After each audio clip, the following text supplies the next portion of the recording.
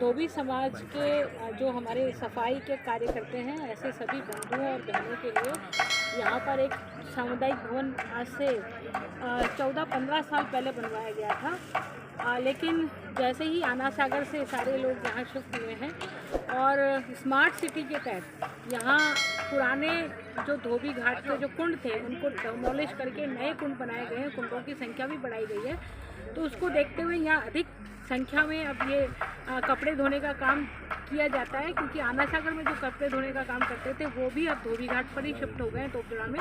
तो उनकी आवश्यकताओं को देखते हुए जो सामुदायिक भवन है वो बहुत छोटा पड़ता था, तो उनकी मांग पर विधायक कोष से 20 लाख रुपए का सामुदायिक भवन समाज के इन कामगार बंधुओं के लिए बनाया जा रहा है।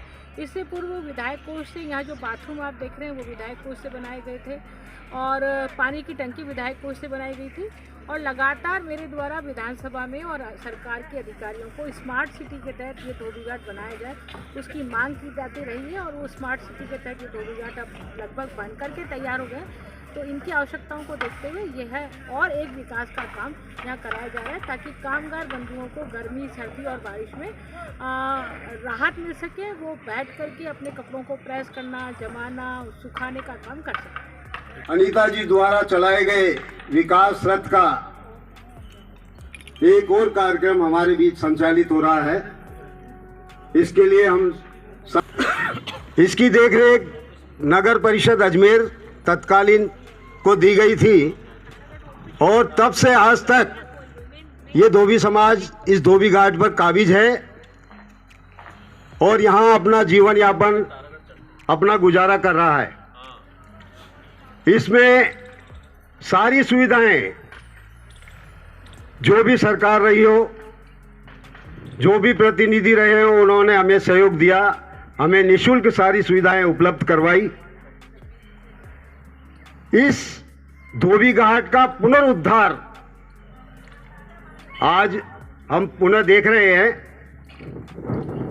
जब अजमेर को स्मार्ट सिटी में लिया गया तब से अजमेर के सौंदर्यीकरण के बारे में सोचा गया और सबसे पहले नज़र आना सागर में कपड़े धोने वालों पर प्रशासन की पड़ी और प्रशासन ने उन्हें वहां से हटाकर अन्यत्र उनकी व्यवस्था करने का आदेश दिया। इस व्यवस्था की देखरेख में धोबी समाज को काफ़ी दिक्कतें उठानी पड़ी।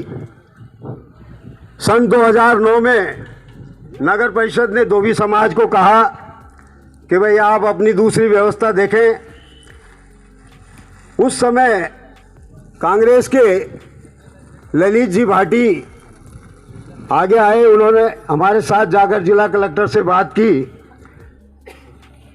तत्कालीन जिला कलेक्टर जिन्होंने तत्काल आदेश किए कि जब तक धोबी समाज को इसकी व्यवस्था न दी जाए, इन्हें आना सागर से नहीं हटाया जाए।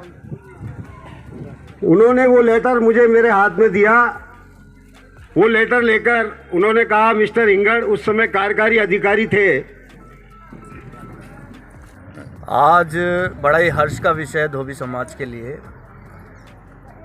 यहाँ की क्षेत्रीय विधायक श्रीमती अनीता जी भदेल द्वारा यहाँ के गरीब समाज कामगारों के लिए जो धोबी घाट पर काम करते हैं दिन रात, इनकी पीड़ा को समझते हुए, इनके दर्द को समझते हुए, क्योंकि हर मौसम में यहाँ काम चलता है, सर्दी, गर्मी, बरसात, अंधड़ हो, तो ये जब काम कर लेते हैं और व्यवसाय जब मौसमी मार पड़ती है तो कपड़े इनके धूमिल हो जाते हैं, गंदे हो जाते हैं। उस पीड़ा को समझते हुए, क्योंकि यहाँ रखने की कोई वैकल्पिक या स्थायी व्यवस्था नहीं है, इस कारण से मैडम ने उस दर्द को समझते हुए मैडम ने एक बड़े हॉल का निर्माण इन कामगारों के लिए करवाने के लिए, ताकि यहाँ बैठकर ये प्रेस कर सकें, कपड़े इस्त्री कर सकें, जमा सकें, खाना खा सकें, सर्दी, गर्मी, बरसात में कपड़ों को व्यवस्थित ढंग से रख सकें, मौसमी मार से बचा सकें। उसी की व्यवस्था, स्थायी तौर पर व्यवस्था करने के लिए एक 20 लाख की स्वीकृति प्रदान करी थी बजट में।